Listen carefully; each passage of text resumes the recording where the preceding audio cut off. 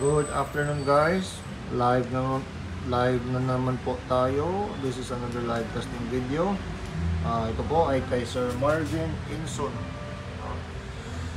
So ito na po yung order niya sir. From the post kahapon. Madali po natin i-ship agad. So dalawang Audiomaster A12500 500 watts instrumental Challenger series. Sa dalawa. As requested po ninyo, ipa-live testing. Okay? Testing po natin yung dalawa. Unahan po natin yan. Okay?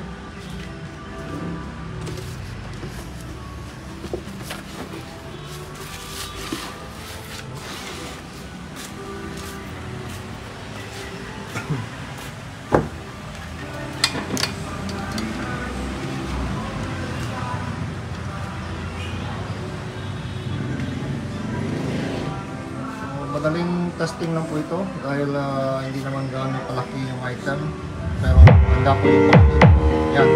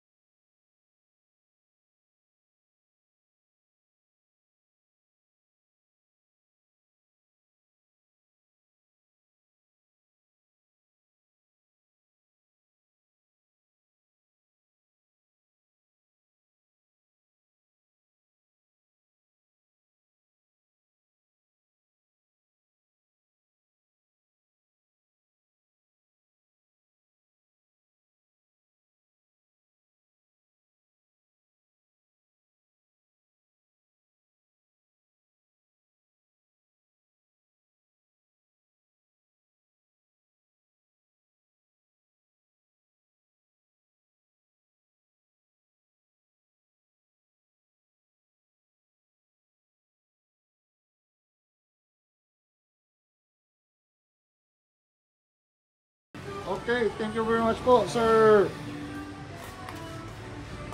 Marvin Inson.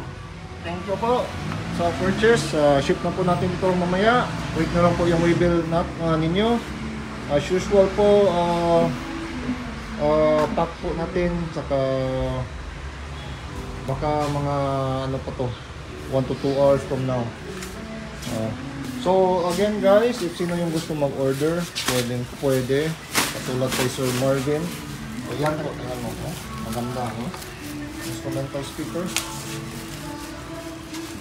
So, as usual, PM nyo lang po kami if anong gusto mong order ninyo.